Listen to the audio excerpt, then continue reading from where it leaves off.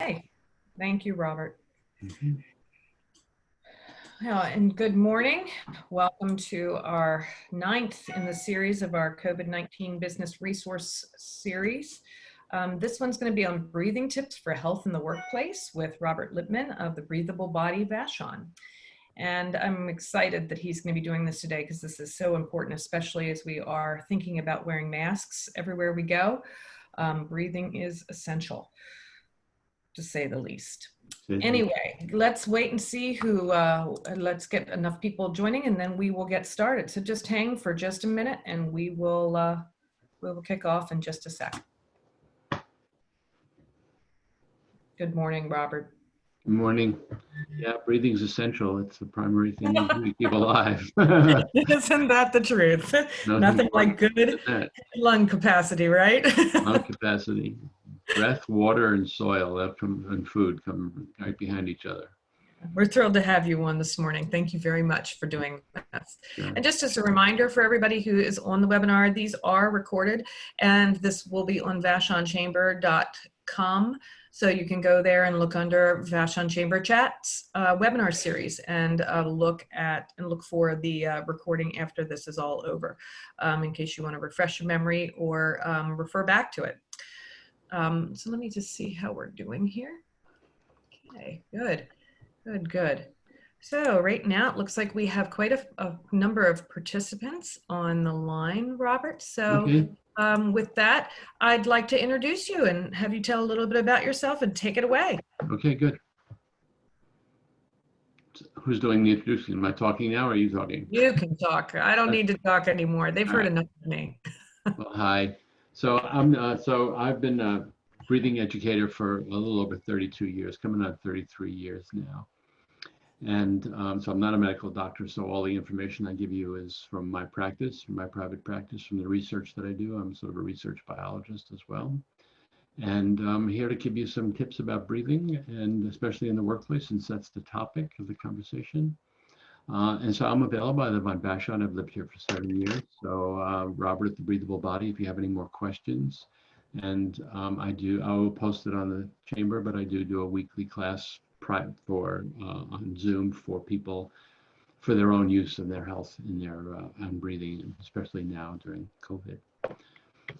So I'm going to start off by talk about what we'll do today. We'll talk about monitoring air quality in the workplace, workplace filters, carbon dioxide levels to pay attention to. I want to talk a little bit about smoke because we were lucky last year, but 2 years ago we certainly had a problem with that. Proper breathing techniques when we're wearing a mask and the value of nose breathing and the value of trees and plants. So just to be aware that I have 2 screens, so I'm looking to my right sometimes, not disappearing from you, but just looking at my. So the question is, how do we assure employees and customers that the environment is healthy, air monitoring quality? And I wanted to say right off the bat that we also have to be really cognizant of the fact that 91% of the world's population does not have clean air to breathe, which kills close to 9 million people a year. It's up from 7 million 2 years ago. So even air pollution is quite a pandemic, and it does compromise most people's lungs, which is why the older people at first were getting it more because they've been breathing polluted air longer than anybody else. So these are 2 air monitors that I use. Well, I use the one on the left, which is IQ Air. I have it in my home. I really like this one. And the other, it's $300, and the other one to the right is $200.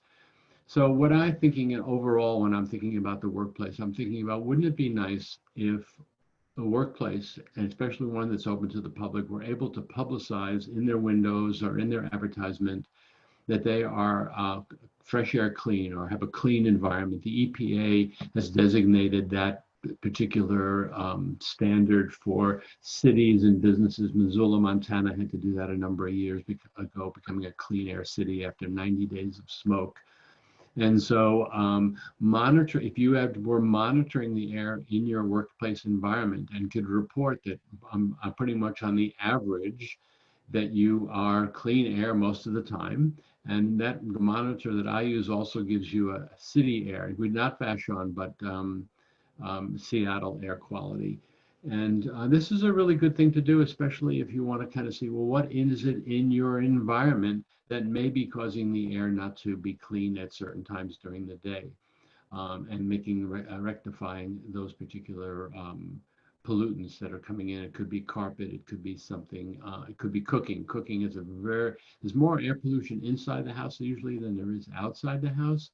And cooking is one of those things. So restaurants, good to know. And this is not the case for most people, but people with sensitive airways, like people with asthma and COPD, like our real estate agent here that moved away, are really sensitive to those kinds of environments. And when they walk into a restaurant or to a workplace that has a little high pollutant level, they will feel it almost instantly. So the idea of knowing your environment and knowing what's going on and what things instigate it, like printing and a printer ink or faxing and copies, you don't know. But so it'd be nice to know those things. I think it's important. I monitor the air in my house all the time, and I'm really was surprised how much cooking influences the quality of the air. Most of the times you can open your windows, but when there's smoke outside, you can't. So just wanted to put that through as an idea for everybody to get on board with an air quality monitor. I think it's as essential as having a thermometer in your house. All right, so you know some of the sources of VOCs, volatile organic compounds. So these are some of the things that you can check. You may have an air freshener, and yet it still may have a lot of VOCs in it. Smoking, photocopies, like I said. So these are some of the things that you might want to watch out for and pay attention to in your workplace. Air filtration. So I've been looking online to see what people are saying about filtering the air in your home and office in terms of the virus. So I left a link up there for the Consumer Reports, has an article about it. And basically what they're saying is that when you run an air filter, whether it's a portable air filter or one in the HVAC, that it really depends on the amount of air you're moving, that if there are droplets in the air and they're getting moved towards filtration, they may have some effect on reducing the incidence of the virus in the air and on surfaces. Of course, it could be also spreading around in the air to get to the filter, but nonetheless, they are showing some effectiveness of running these filters on high. So what type of air filters? These are important considerations. If you have a HVAC system, a heating and a ventilating and air conditioning in the office or in your home, then it's dependent upon what kind of filters you use in those units. And those filters come in what's called as a MERV rating. Some of you may know that, minimum efficiency rating of value.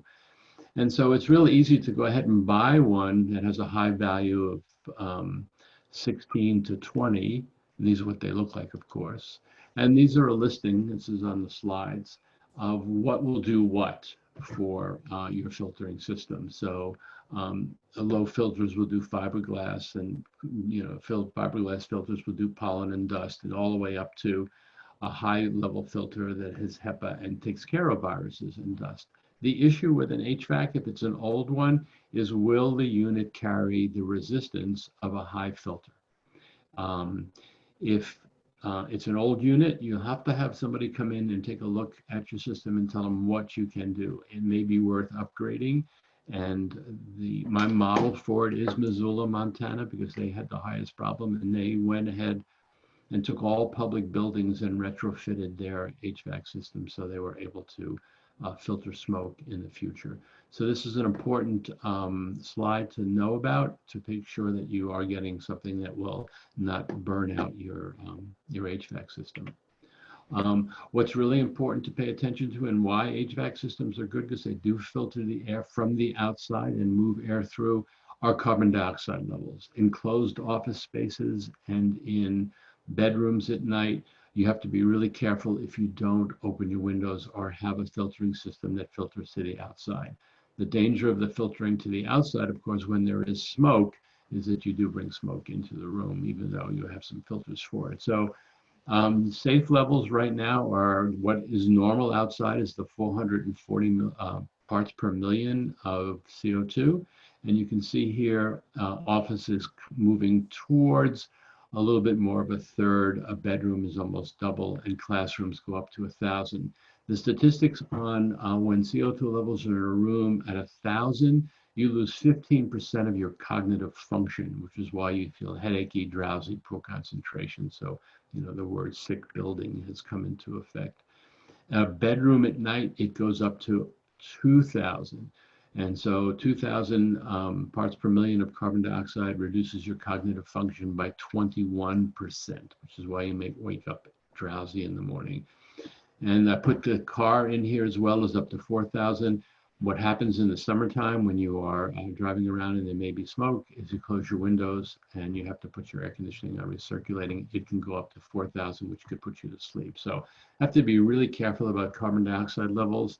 And we'll talk about it a little later, but the same is true with inside a mask. Carbon dioxide levels increase inside a mask. So you have to be really careful about that. Portable units for air filtration and you have to do your research. I've been told by Vashon, be prepared to not recommend any particular one because I've become liable for that. So I've been careful about that. But what you're looking for is this CAD rating, which is Clean Air Delivery rate established by the Association of Home Appliance Manufacturers. And so what that basically is telling you is if you have a CAD rating of 50 and you have a room size of 375 square feet, it will change the air 1 time per hour. If you have a room size of 75 square feet, it will change the air 5 times per hour. What's important to remember with CAD ratings is that they're all rated on high. And so you have to also look at the number of decibels that it will spew out when it's on high, because they can be loud. So you want to have both the CAD rating and making sure that you're efficient for the room and how many times you want to turn off, over the air in that room, and the level of sound that you are putting out in the room or the office or the workplace or for the public. You don't want it to be too loud in there. Good idea to have probably more than one in a fairly decent size establishment, or two or three actually. Again, using Missoula as a model, they made sure that every classroom in their entire city had 2 filters, 2 air filters in each classroom, so that their kids were not suffering, because they are the most susceptible to smoke damage. You want to have a couple of things about the filters that are important. You want to have a HEPA filter, a high efficiency particulate air filter, because that will filter down to 0.3 microns, I believe. The nose will do 0.5 microns, and the HEPA filters will do even less, which is a good thing, because smoke and viruses can be that small, and viruses can even be smaller. The thing about filters is they really must be kept clean, because as soon as they get a little bit dirty, that CAD rating comes down, which is why I'm suggesting more than 1 filter in a room. And Vashon, I also suggest that any portable filter that you buy also has an activated charcoal filter, not just the HEPA filter. HEPA does not do smoke at all, so the charcoal does do smoke and also is more efficient, I think, for viruses as well. So there are some filters out there that have silver in them now, which they are saying is also better for viruses. So activated charcoal, most important here in the Northwest for smoke as well. This is a website called Smart Air Filters, and this is his DIY, do-it-yourself air purifier. And so filters can run anywhere from $100, to up to $1,000, portable ones that are really efficient, and not necessarily that the more expensive ones are any better. $200-300 can do the job in most cases, but these are actually been proven by this company in Singapore, where the air is really poor, to test the effectiveness of making your own filter. And so there are 2 different kinds. We're seeing only the one kind here, where you just get a portable fan and you stick a filter on the front of it. And as it pulls air through the back, it filters in the front. There are other ones that people have made where they put them in a box and they put a filter in the back, so it pulls the air through a filter and then pushes it out in the filter. And so these are relatively inexpensive. I built one last year for $40. I got a square filter, a square fan, so the filter fits right over it in the same size, and use that, and it will clean the air. They tested them, and they're just as effective as one you can buy. Not as pretty, but as effective. So breathing while you're wearing a mask. I hope that if there are any questions, I'll get them later. So I heard from Cheryl, there was an article in the Wall Street Journal, and Erin asked me this question because of people renting kayaks and whatnot and bicycles. So you have to really be careful with wearing a mask. You got to be cautious about the temperature of the air inside the mask, that the air mask doesn't get too hot. You want to be aware of getting dizzy, drowsy, or nauseous because of carbon dioxide buildup. And you want to be aware of both the breathing rate and the effort. Mask can increase the effort and increase heart rate. And so here's the thing for me with a mask. We take for granted when we breathe that we're looking at this entire environment out here, and all the air that we're needing to get is right out here in front of us. But when we're wearing a mask, especially one like this, which is a little more secure than a homemade mask, so when we're wearing this, there's no outside air coming in. It's all coming in through the filters of the mask itself, which is what's the purpose of it. But when we change the idea that the air that we're breathing is right here inside the mask, there's plenty in here. So we're not having to think about pulling it through. We just want to breathe with what's right inside the mask. And that changes the amount of effort that we use. We're sort of more conscious that here's the amount of air there is. Let me breathe it in through my nose until I get satisfied, and then let that exhale come out slowly, and let that heat dissipate through the mask and through the valves before you're ready to take the next breath. So you're not constantly breathing that hot carbon dioxide air. So being a little bit more conscious of where the air is coming from and where it's leaving your body, and how to be in connection with, this is the amount of air I have, and this is how it's coming in, and this is how it's going out. It's a much easier way to wear the mask. And what it basically does is it slows down your movement. And so that you're moving within the ability of your body's, moving with your body's ability to take in air and expel air. Otherwise, when we start to breathe too fast because we think we need more air and we need more speed in our movement, we'll start opening our mouths to breathe. And that is a dangerous thing for us to do. Nose is for breathing and the mouth is for eating. So I think when you're exercising, I think the thing to do is, if you're in social distance, is to personally not wear the mask. You're moving through air pretty quickly when you're exercising, so the particles probably won't have a chance to come towards you if they're in the air. And you also don't want to have all that buildup, so you want to have some relief. If you're just working quietly and you're with the public, then the mask is certainly a good preventative for both you and the customer. So I hope that makes it clear, but I definitely, when I go out in public after leaving a store, I do take the mask off, or at least for a little bit, to get some fresh air and be able to breathe a little bit more easily. Okay.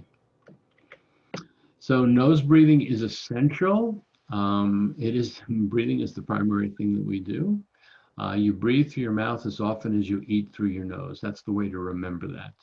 And you pace your activity levels so you can continue to breathe through your nose, including exercise. And it's very essential now when you're outside, because it gives the body a chance to filter what's going on out there. So, so this is repeating a little bit of what I just said.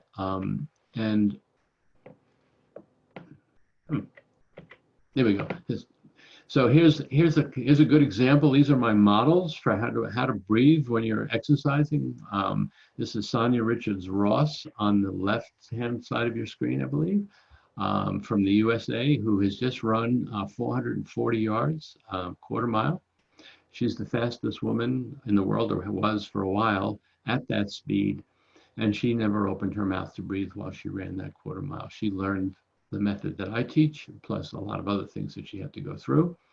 And I'd much rather be her than the woman from Russia who looks like she's really straining to get across the finish line. This is a very difficult. I've been swimming for over 60 years. This is a nose breather swimmer. The swimmer is incredibly relaxed in the water and trusting of his buoyancy and his capacity, his lung capacity is both of these athletes are very connected to their internal lung capacity.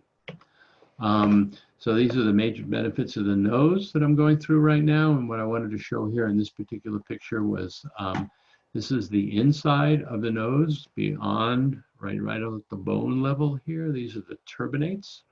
There's 3 on each side. And what they do is they spin the air as it comes into your body. So you see this movement of the air with a little bit of smoke in it. It was done quite a few years ago. The air moving down into the lungs when they split from each side of the lung.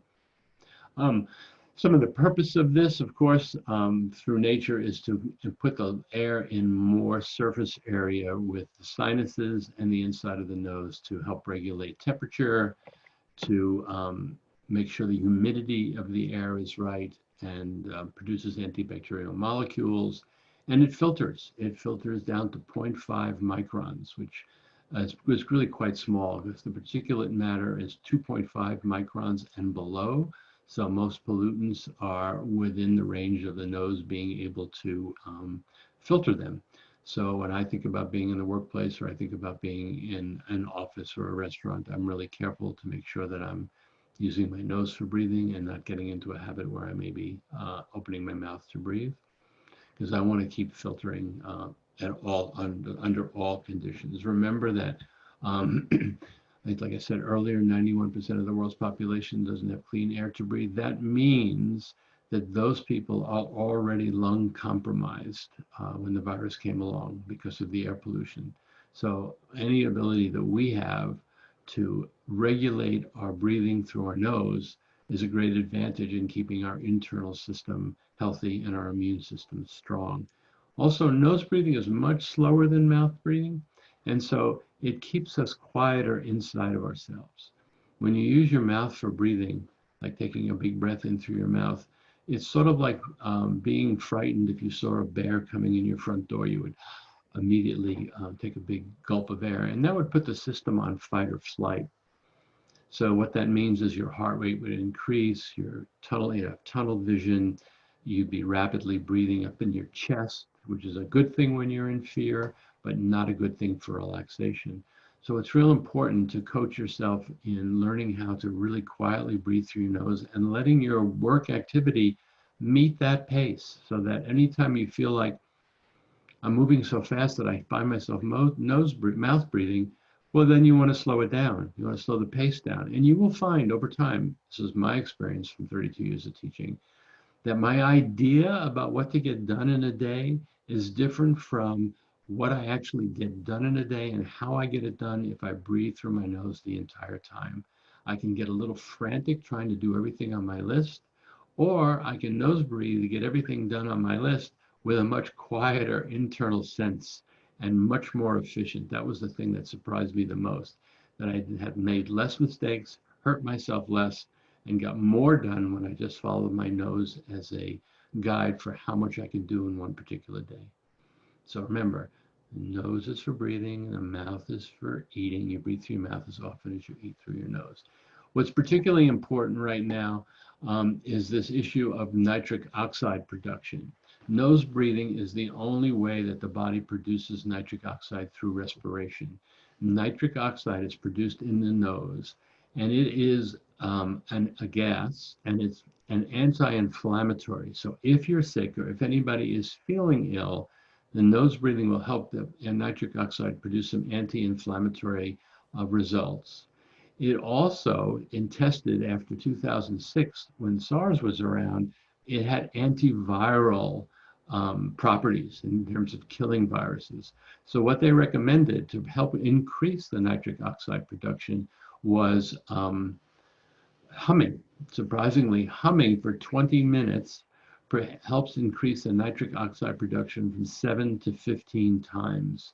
So you may want to think about your workplace taking a 20-minute humming break and everybody hum together for a while and before work starts, and get a good dose of nitric oxide to keep yourself healthy throughout the day. All right. And any of these things here that I have on the list, none of them are available to you if you use your mouth for breathing. So obviously I'm a big advocate for nose breathing. Here's a hyperventilation exercise, that I wanted to take you guys through a little bit. And this is one that reduces, this is really a useful thing, I think, for everybody to know in the workplace, both for yourself if something happens to you and you start to feel out of breath, If somebody in the office or in the workplace starts to feel really anxious and can't get a hold of their anxiety, or worse, if somebody has an anxiety attack, and excuse me, has an asthma attack and doesn't happen to have their inhaler with them. So this exercise is going to be on the slides. It's on the slides now, and you'll probably get a copy of these. And I'm going to walk you through this so you can see how it feels to you. Most of you are probably sitting quietly right now. So it may be that you feel like it may be the breathing rate may be a little quick for you than what you're normally used to. But I want you to remember that if you're feeling anxious, you'll be breathing very quickly. And if you have an asthma attack, you'll be breathing even faster, more like 20 or 30 times per minute. So how this exercise is designed is the same sort of way that if you saw somebody hyperventilating and was about to faint, the folk remedy for that is to give somebody a paper bag. The reason they're about to faint is because they are hyperventilating. And when you hyperventilate, you give off too much of your carbon dioxide. So the body has in it the same gases that the atmosphere has in it, which is carbon dioxide, oxygen, and nitrogen. And they have to be in the proper proportion. Otherwise, there are disturbances, just like we see in the climate. The same is true in the internal body. Carbon dioxide, nitrogen, and oxygen have to be in their proper ratio. Carbon dioxide, unfortunately, gets a bad rap. Everybody thinks of it in with the good and out with the bad. So you take a big, deep breath and then you blow out through your mouth. Well, carbon dioxide is not a waste gas. It's a byproduct of respiration. And as it acts as a hormone in the body to regulate the distribution of oxygen. So I'm saying that again, carbon dioxide regulates the distribution of oxygen. So going back to that example, when somebody hyperventilates and they're blowing off too much carbon dioxide, they are about to faint and pass out, which is a very good thing for the body to do because it will stop hyperventilating. So what's happening here is that you're hyperventilating, you're breathing out way too fast with your mouth open probably, panting. And as a result, with the lower level of carbon dioxide, oxygen distribution from the blood to the rest of the body starts to slow down. And since the brain requires almost, well, I don't know exactly in proportion, but a huge amount of your oxygen, the distribution decreases to the brain and you faint because you don't have oxygen in your brain. So what the paper bag hat does is you breathe back your own carbon dioxide and the oxygen distribution starts to increase and that fainting spell that you're having, that dizziness, goes away. So this exercise is designed like that. So these little pauses for 2 seconds, 3 seconds, 4 seconds, 5 seconds, 6 seconds for anxiety only, and then back from 6 to 5 to 4 to 3 are kind of like the paper bag. You stop your breathing for a little bit of time, which lets the CO2 levels increase gradually, and then you'll start to feel some relief from that anxiety because your body's starting to get the oxygen it needs. And when it has the oxygen it needs and it's not in starvation, it can feel less anxious. If you had somebody in the office or yourself had an asthma attack without an inhaler, you would increase the pauses 7, 8, 9, 10, and then back from 10, 9, 8, 7, all the way back down. Why this is true here is because this increase up into these higher numbers gives you more carbon dioxide, and carbon dioxide acts as a bronchial and airway dilator. So those tissues in the lungs for asthmatics that are contracting, using the carbon dioxide to help them release, will allow the asthmatic to breathe more easily again. So this first exercise just takes 81 seconds. And so I'm going to take you through this exercise. So just all sit quietly, and in 81 seconds, we'll see what happens. All right.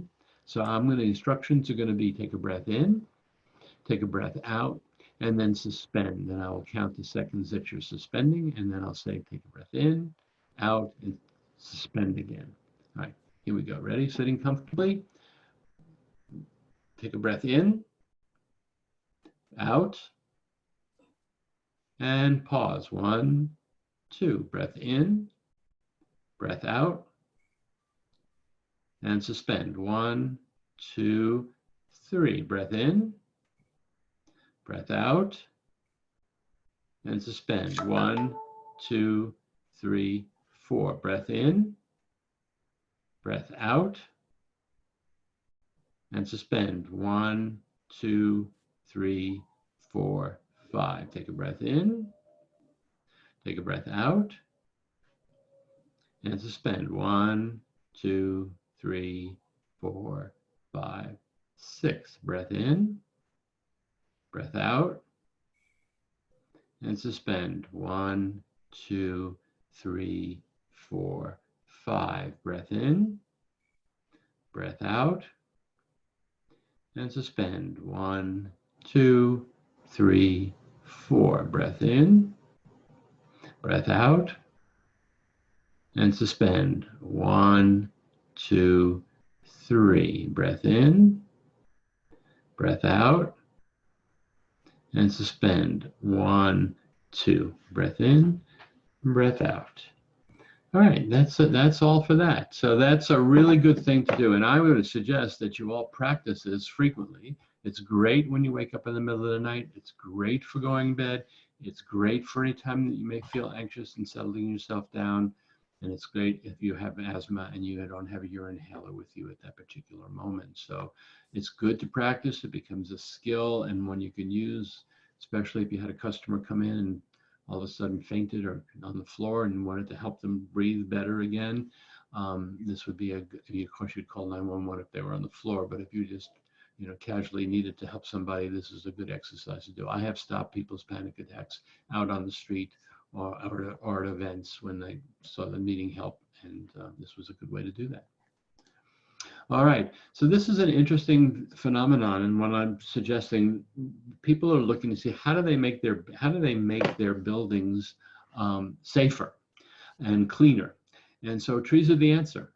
So there are buildings, and I think there's one in Seattle that actually has their whole filtration room filled with trees. In other words, it's on the top floor. It's got an atrium. It's got an atrium ceiling. Excuse me. It's my timer. And all the air is getting filtered through this environment of trees. And of course, there are other buildings that put a tremendous amount of trees inside the spaces that the public uses. And so it's a nice environment to see, and it really helps clean the air. They take the carbon dioxide out of the air. That's a good thing. And so I left you a web link here for an article about plants and trees. And anywhere on the web you can find houseplants that are very high in removing the carbon dioxide and giving back oxygen. Some are better than others, and some are more conditioned for inside environments. So that's really a good thing. I'm afraid this is where we're headed, into buildings that are in bubbles that'll be filled with trees. I'm a little disappointed that some of the air pollution controls are going off in the United States. We do have some of the cleanest air in the world by comparison. So we can expect higher levels of air pollution in the near future. So it behooves us to protect our environment. We're lucky we live here with a lot of trees. This is just a slide of what you can find from the EPA. They have a whole school protocol for how to keep a school clean, and they also have one for the workplace. They really do have a lot of information on how to take care of your home environment and workplace environment in schools.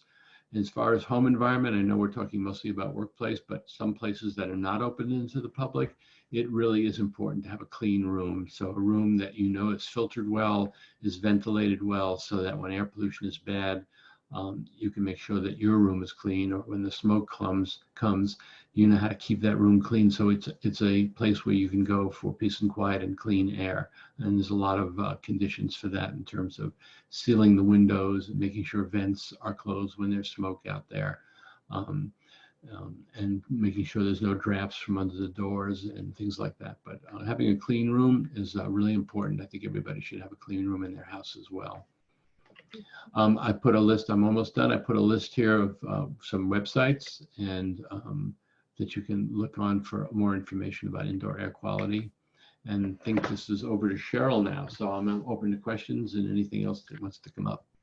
Well, actually, Robert, that was fascinating and so helpful right now. And so if people have questions, we'd love to take your questions right now. We have time.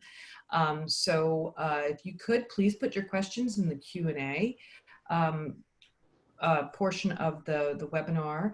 But I do have a question that came in, and the question is, do the interior air monitors that you were talking about detect radon and mold? They do detect mold if it's in the air. They don't detect radon. I think you have to get a separate radon detector for that. But if the mold is not moving around and it's kind of in the walls and not moving so much, then it won't pick that up. I have a client now who's having a difficult time registering that.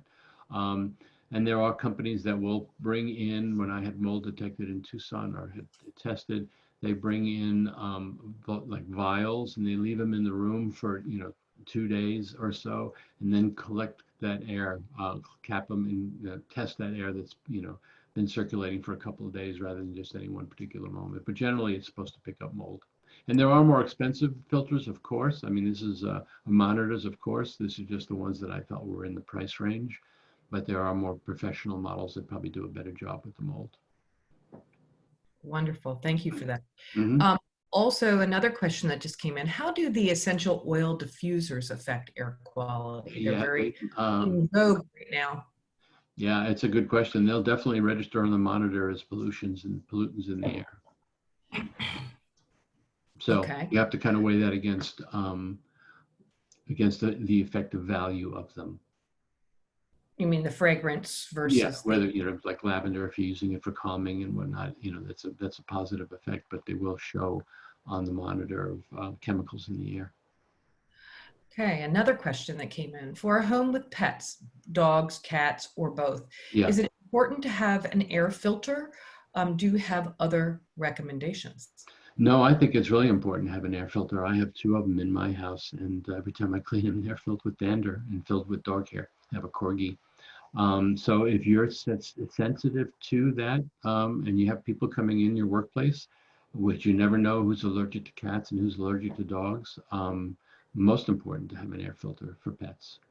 Absolutely. And there are also masks for pets as well, which I felt was important for the smoke in the summer to have, because they pick up more pollutants than people do, because they're closer to the ground. And so when there's smoke, they have all that debris in them when they come in the house and need to be washed. So the other problem with pets is that they shake it off and they put it on the ground. So if you have young children in the house, babies who crawl around, they're getting a double dose of that also. So it's real important to keep the home clean when you have pets and babies at the same time. Okay, great. That's a good recommendation. One more question about those monitors. Yeah. Do monitors detect the source of the pollutant? No, they are just detecting what's known as PM25, the particulate matter that's 0.25 microns and below. So they don't distinguish, they can't tell you that. There are the more professional ones will tell you that. They can set them to see which particular chemicals are in the air. It's a trial and error about what is causing the disturbance in your home. Okay, that's helpful. Mm-hmm. Another question around the MERV rating. Yeah. Would office buildings, like larger office buildings, they should be able to provide that type of rating for you? One of the big concerns, and I'm just going to use myself as an example, I'm moving into a new office building in July. Mm-hmm. And one of the concerns I have is having my employees come back to work in the office setting Mm-hmm. and not understanding how the recycled air is being handled throughout the building. So I can do things in my suite, but is that going to not matter because the whole building as a whole isn't filtered well? Yeah, it does matter. I think you have to talk to the building engineer and find out what filters they're using, and recommend that you'd like to see them use a filter that feels more effective if they're using a low-grade filter, and then they have to decide whether or not, or engineer whether or not that higher rating will affect and put too much strain on the filtering system itself. Oh, that's great. That's helpful. And then the last question along those same lines is, if you were to put sort of incremental filters into your workspace, Mm-hmm. even if it was like on a master building kind of circulation, and you were putting individual filters into your space, that would help then, I'm assuming? Yeah, like, it's, one of the things about the big building filters is that they're recirculating the air. So so with newer buildings, that are really well sealed, you need that circulation to remove the carbon dioxide from the environment and then hopefully filter it. If there's smoke outside, then those systems are bringing in air from outside, in which case you really want to have just the filters in the work environment. So if I were in an office building, in my own office, I would have an air filter in my office.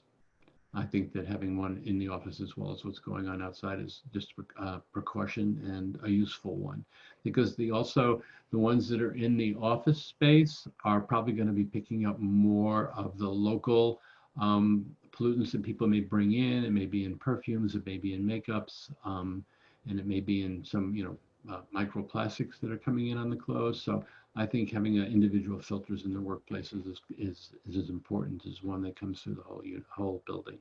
Yes. That's great. And I guess here's another question that came in for you, Robert. Sure. How can we do more exercises with you? Well, I'm going to post it on the Chamber of Commerce. I'm having a class next Wednesday in the middle of the day and next Saturday in the morning. I've been having them once and twice a week online for the last 8 weeks, and they're really inexpensive. They're $15 per participant as a donation. So that's a good way. And this next one that's coming up next Wednesday and Sunday are very much geared, since I've been giving a lot of information, this one's geared more towards exercising and learning how to breathe in a way that really feels healthy for yourself. Other than that, you can contact me at Robert at the Breathable Body or the breathablebody.com webpage and call me personally. And I do individuals and private classes. In other words, if 2 or 3 people or an office would like everybody to learn some breathing techniques, I would come in and work with everybody at once. It's easy for me to teach a group of people at once. So all those options are open. I have an office here on Vashon near Quartermaster Harbor. So I also see people in my office there. Okay, great. I did have another question come in if you're open to answering it. Yeah, as many as you have. Yeah, the car looks really bad for air quality. What can be done if you are driving for a long time to improve that? There are now car air filters. I have one. You just put it into a cigarette lighter, or it runs on battery, and you're filtering the air while you're in the car. And you try to do some recirculating. The biggest issue in the car, of course, is when the smoke is outside. So if you have to crack your windows to get the CO2 levels down, at least if you have an air filter in your car, and if the smoke is really bad that you're wearing a mask, you can protect yourself. So if you're going on a long trip and the air is outside is fine, and you're just running air conditioning on recirculating, you need to open the windows every once in a while. Yeah. That's great. That's terrific. Well, Robert, this has been really helpful today. Thank you so much for participating in our webinar series. With everything that's going on with COVID, this advice and guidance is incredibly helpful. Yeah, let me say one more thing, since we're just a minute. One of the things that everybody should know is that when you're lying on your back is the worst position you can be on right now if you have any illness along with that's lung related. When you lie flat on your back, you reduce 40% of your lung function, and you compress the back of your lungs. We've known this for a long time in the breathing world, and putting people on their stomach is showing great improvement even before they get oxygen or a ventilator. So if you're recovering, get off your back, be on your side or on your stomach for a while to really help your breathing move more towards the back of your body where there's more lung space than in the front of your body. And that's what's really important right now to know. Okay. That's wonderful. Thank you. So next up, from a chamber standpoint, for business resources, we actually are going to be starting the week of May 4th, a series of reopening roundtables with business leaders in different industries. And so I want to just give everybody a heads up to be looking out for that. We're going to be starting off hopefully with the restaurant group. How do we, exercise social distancing and still be able to go, get dinner? And I want to talk with our retail merchants and what they're thinking and how we can put together some materials to help support them. And of course, then tasting rooms, bars, and then of course, health services. I know there's a lot of questions about that, when you want to engage with people. So we are going to be putting together those reopening roundtables in the next week in partnership with Vashon Be Prepared. So keep an eye out to, and hopefully you'll be able to attend one of those. And more information and invites will be going out regarding that. And if anybody has any webinar topics that they would like us to cover, we have a couple really cool ones that are coming up. Rachel Waldron's going to help everybody understand how to put together a business plan, especially if you're trying to transform your business. And then we have some other ideas that are percolating. So please send them in to executive-director@vashonchamber.com. And don't forget, we have a lot of great vetted resources for COVID-19 on the vashonchamber.com website, as well as our virtual essential businesses and our restaurant resource. And of course, if you could go to the next slide for me, Robert. Will do. We also have our Ask the Experts office hours up and available on vashonchamber.com. So if you have a question where you need one-on-one help from an expert around anything from finance, applying for SBA loans, marketing, your website, employment issues, insurance, or business transformation, we have a whole host of experts who have volunteered their time to work with you directly one-on-one. All the information on how you can contact them is on vashonchamber.com. So take a look there. And then I think my last slide up is about our networking coffee every Friday morning at 8 a.m. So if you can join us, it's a lot of fun to learn about everybody's business. And in fact, it was at that virtual networking coffee that we learned about Robert's business. And it was so perfect for him to do a webinar, especially with everything going on in the world. So please join us if you can. The information on the networking coffees is also on, you got it, vashonchamber.com. So please take a look, and thank you very much for joining us today. And again, the slides will be up for your slides. The whole webinar will be recorded and up on the Chamber website later today. And again, Robert, thank you so much. Very kindly. And I think when I'm working on my bank loan stuff, I think that exercise is going to be very helpful. For sure. Anyway, have a great day, everybody. Thank you so much. Thank you, Robert. Bye-bye. Thank you. Bye-bye.